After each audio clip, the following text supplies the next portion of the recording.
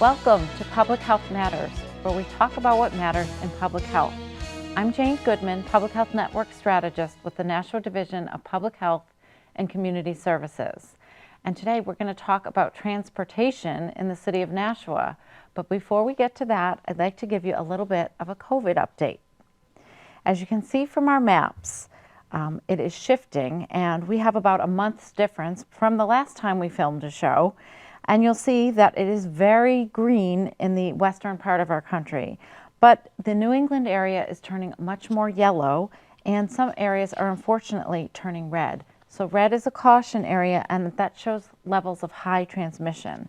So zooming in on New Hampshire, we can see that we are turning yellow in the southern part of New Hampshire. We have Belknap County, which is red. We don't know why, because it is surrounded by green and yellow. But just as a warning, it is coming our way. All of Massachusetts is at a medium transmission level.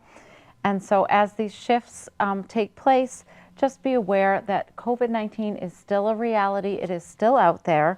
And so people should take precautions like wearing a mask in indoor crowded spaces and making sure you're not getting too close to those that you don't know their history of, where they've been and who they've been exposed to. If you are finding yourself with a diagnosis of COVID, you can get Paxlovid prescribed through telehealth if you're not able to reach your primary care provider. That's 1-800-818-5803. And they can go through your history.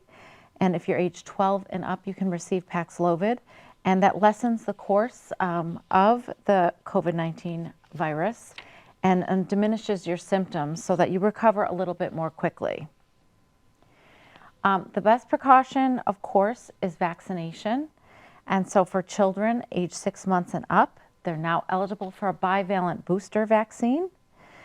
They should get the updated vaccine as a booster at least 2 months after their second shot of Pfizer or Moderna. And for children that are 6 months to 4 years old who get the Pfizer vaccine, the updated vaccine is used as the third shot in the series. So it's not a separate booster. So if you're waiting for your third shot, you should be getting that bivalent booster. And then to remind adults, that bivalent booster is available. It protects against Omicron and the original strain that we saw back in March 2020. Hard to believe we're coming up on 3 years of this pandemic. New Hampshire Department of Health and Human Services recommends vaccination 3 months after infection or your last vaccination. And then just a reminder, flu is still out there, so you want to crush that flu bug. It's not too late to vaccinate, so let's get rid of that scary guy in the picture and stamp him out, because flu can be really brutal this time of year, and we're in an early flu season, so it is not too late to get that vaccine. And now it is with great pleasure that I introduce Kerry Miller, who is the mobility manager at Nashua Transit. And welcome, Kerry. Thank you. It's so great to be here. Thank you. I really appreciate that. Oh, I'm so glad that you're here. We talked about, we were in a meeting together a few weeks ago, and we were talking about transportation, obviously, because that's what you do. And in public health, we're working on a project around transportation as well. And so I just wanted to make the connection, because this is a public health show, of why on earth would I want to have transportation on here? And in public health, we have, something called the social determinants of health. And that's kind of where you work, live, eat, pray, stay. And if you don't have adequate transportation, it can really be detrimental to one's quality of life. Of course. Right? So if you can't get to your healthcare appointments or even to work, and if you don't have work, you don't have money for food or rent. So it's all interconnected. So in public health, we do look at transportation. And when we've done our community health improvement plan and our community health assessment, over and over, we've surveyed our community partners, and transportation constantly comes up in the top 3 concerns among providers of all types. So we need to talk about transportation, and we need to get the word out. So tell me, what does a mobility manager do? All right. So big part of my job is managing the applications that come in for our demand response and our paratransit services. And also, just in general, giving out information about those services, anything and everything people would need to know. I also do outreach. I go to community events and things like that to let people know about transit. And I also handle our travel training program. And we'll talk about all of those programs as we go through this. So great. And prior to this, just for a little history, you were working for the city. Tell us what you were doing there. Oh, sure, of course. So for a few years, I was the communications coordinator for the mayor of Nashua, which was so great. I had a wonderful time in that role. I got to do a lot of great things and really connect with the community. So it was really wonderful, and that's really what led me to my role here with the transit department. I wanted to see what else was out there with the city, and this is great. So yeah, it's a nice transition in roles, and Yep. And certainly getting that communications out there around transportation, because it is so vital for people in the area. So I was reading online and checking out the slides you sent, and we'll put some of those up here, but I was interested too, like you have a lot of different programs. So let's just start with like the basics, like what kind of buses you have. And you had sent me a couple different kinds. So let's, Yep. why does that matter? Oh, sure. So Yeah. we definitely want to be in line with the city's energy goals, and just with our own practices, we want to make sure we're being environmentally friendly and providing the best kind of vehicles that we can provide for our transportation. So we have, and just to move with the times, I suppose as well. But so we have 2 hybrid electric buses that are the big city buses for the regular routes. And the engine from those buses was built by BAE, which was pretty cool. And Oh, I nice, remember, keeping it local. that's right, keeping it local. So that's pretty wonderful. And then we have 10 compressed natural gas buses, which it's like a better type of fuel. It's not as it doesn't have as many pollutants, and the buses are quieter. So it's cleaner. It's cleaner, All cleaner around, energy. noise Yes. and Yep. smell probably. Exactly. Yeah. Exactly. And how many buses are there? I mean, this is a relatively smaller city, but how many buses and bus routes are there? So we have 8 buses for the regular city bus, the fixed route service. Those are the big buses that you would see around town that are either like blue and yellow or blue and bright green. And then we have 6 paratransit vans, which are basically just a smaller version of the regular city bus. And those are mostly like the blue and yellow colors. So if you see those around, that's what those are. And then you also asked about our routes. So we have 10 daytime routes, and then we have 3 nighttime routes. We consolidate the routes at night just because there's like less passenger demand for traveling. So. Sure. So the buses run from what time to what time? Oh, they run from Monday through Friday. They run 6 a.m. to 10:35 p.m. and then Saturday, its service starts at 9 a.m. and runs until 10:35 p.m. And we don't have Sunday service. Okay. So it's accessible for those that might want to use it for work, certainly during the week because it starts early enough. And is it just in the city of Nashua, or do any of the routes go outside into some of the surrounding towns? Not for our regular fixed route service. It's only within the city of Nashua, but I know later we're going to talk a little bit about demand response. And for those services, we do go outside of Nashua. Okay, great.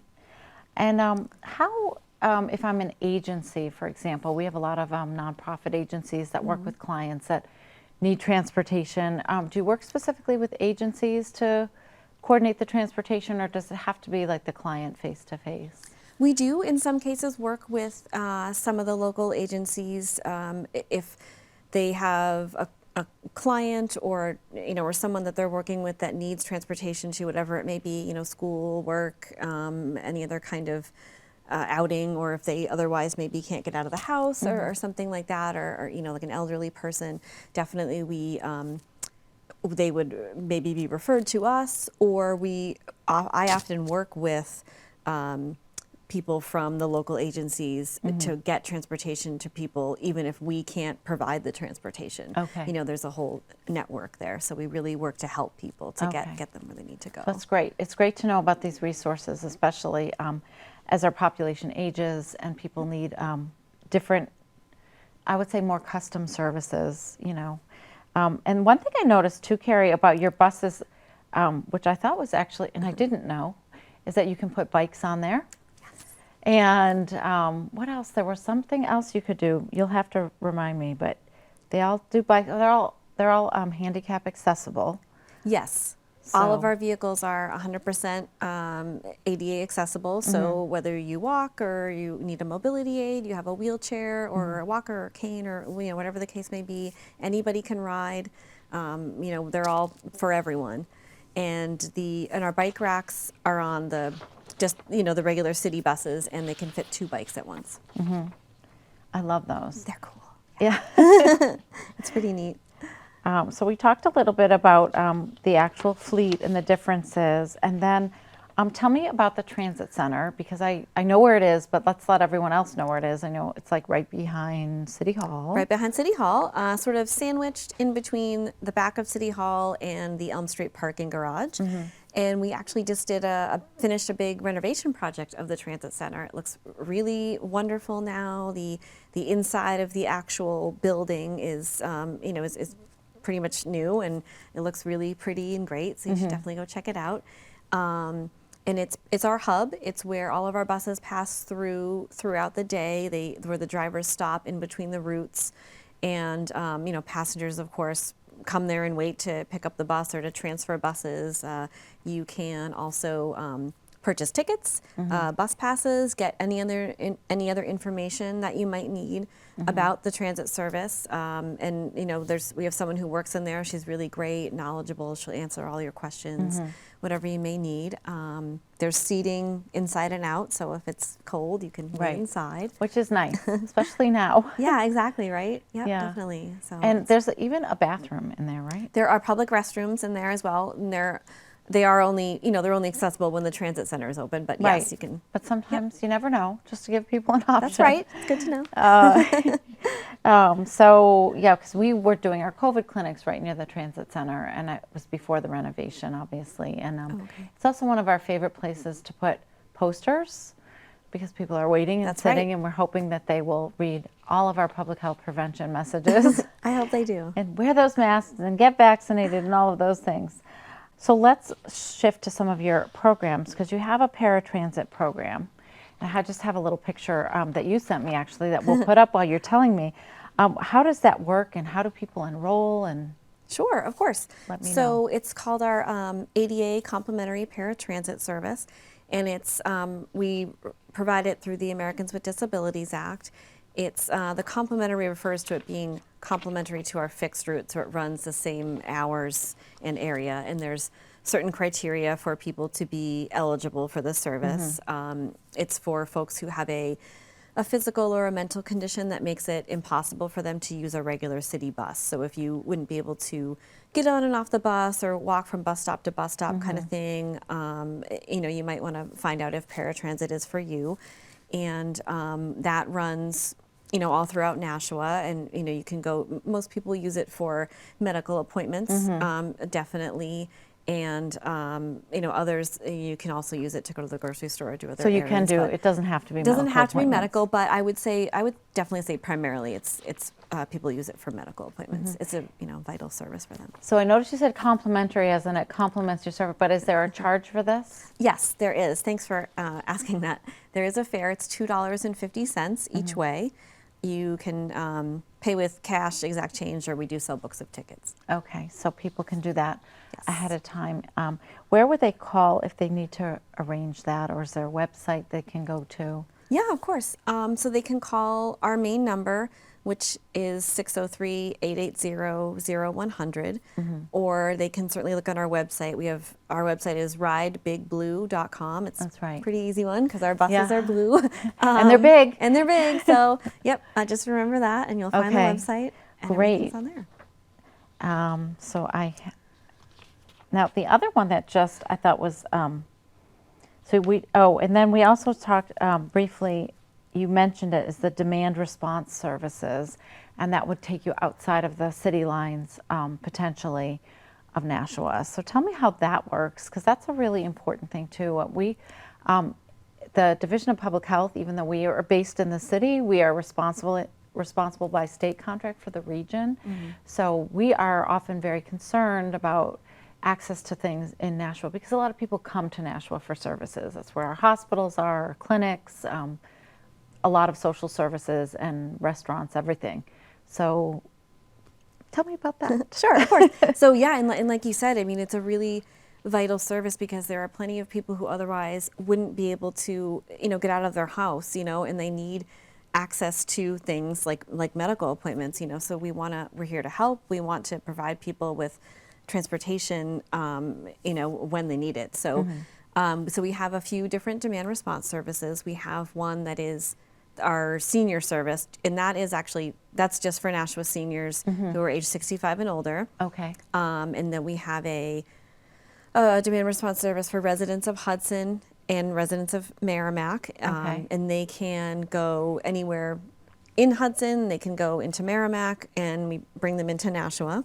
Okay. And we also partner with Sauhegan Valley Rides Okay. to give residents of it's Milford, Amherst, Wilton, Mont Vernon, Hollis, and Brookline. They can go anywhere within any of those communities, and of course into Nashua as well. And there's different, each of those services, they're all application based, just like the Paratransit, and there's different fares associated with each. And that's where our Paratransit vans come into play. The van, we use that for the Paratransit and the demand response. Great. And so, so you do really have some regional access points, which is great to know.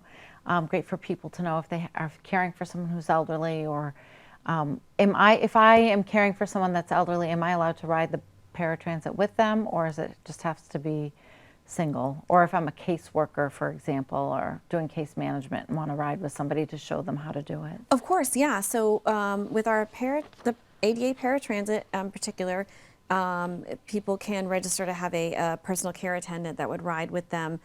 We have a form. If they sign up officially through the form, then they don't pay the fare.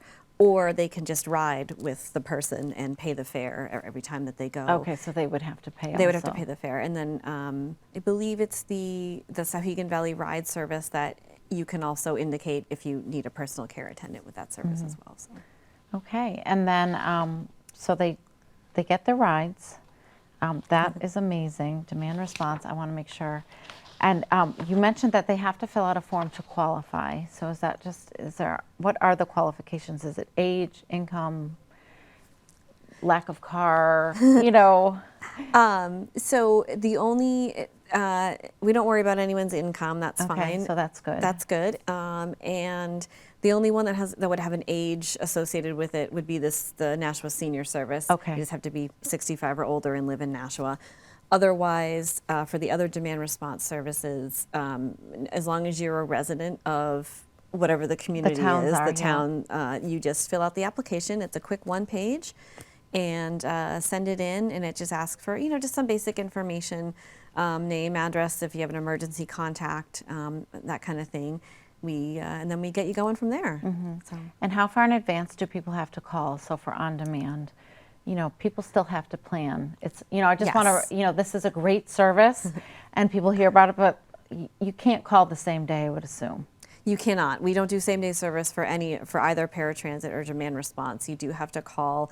For demand response, it's at least 2 business days ahead. You can book as far as 2 weeks ahead, but we do ask that you schedule your trip at least 2 business days in advance. Okay. And for the ADA Paratransit, you can call the day before. Okay. So, and then do people have constant, things booked out for every Tuesday at 10, or is that not allowed? Of course, yep. We definitely Okay. have plenty of passengers. I'm just really curious, and Yeah, people of course. need to know how to do this stuff. Yep. So Paratransit. So I love this next thing is that you're doing this travel training program. I just think that's so awesome. So, and I know you personally are doing a lot of this training. So tell me what that looks like. Yeah, of course. This is one of the more fun things I think I get to do. I really enjoy it. There's a lot of great things about it. So it's for anybody who wants to learn how to use a regular city bus. What you do is you call us up. and you say, hey, I want to learn how to use the bus. And so we figure out what your transportation needs are. We figure out a meeting place and a destination for, and then I just take a bus ride with someone. I can do it with an individual, with a group. I've actually gone to the Hunt community a couple of times, and a group of seniors that live there. We get on the bus together, and They must love that. They loved it. It was great. They must love you too. Well, I hope so. Yeah, I mean, I try to be friendly. So Yeah. and we, I answer questions along the way, and I give people information. I always make sure they leave with, some goodies, a bus ride guide, and pens, anything kind of neat that we can let people know that we have. And so we'll take the bus from a meeting place to a destination, and I tell them all about how it works, and it's pretty great. And I hope that any of the people that have taken the training are continuing to use the bus. So I see here you can ride to Walmart, but that's in Hudson. So do you allow that? So how does that work? It's actually the Walmart in Amherst. Oh, okay. It's the one that goes, it's on 101A or Amherst Street. So the bus does go all the way up The there. bus does. The reason we provide that is because there was such a demand for it in the community that, so other than that, our regular city bus only stays within Nashua, but it's the route 2A that goes to Walmart. 2A, and then if I take it to Walmart, how much time do I have before the next bus comes to pick me up? I believe the route 2A runs on the hour. Yeah, I don't expect But to know I could be wrong. But people might be planning out there, okay, you could take the bus to Walmart, and how long do you get, generally, because then if you miss the bus on the way back, you gotta wait, and it's not a whole lot to do out there. That's true, yeah. So our buses run either on the hour or on the half hour. It depends on the route. But so either way, you can kind of plan like that if you are going to go to Walmart. Yeah, and how do you figure out the demand for this? Are you constantly doing surveys or?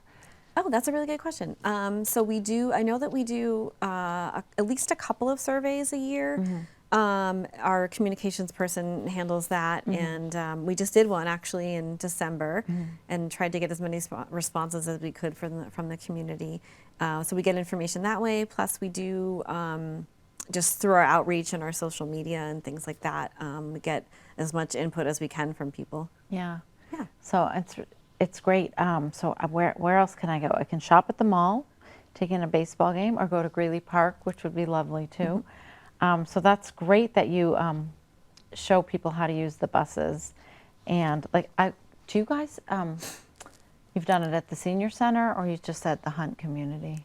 Just at the Hunt community. I have been to area senior centers to do presentations about transit, but I don't think I've done a travel training yet with anybody from the Nashua Senior Center, but I can certainly do that. Yeah, I'm getting you some more clients. That's right, thank you. And then this other thing that we're going to pop up here is join us for Transit Matters. And I just love this. So is this just kind of a town hall kind of for transit?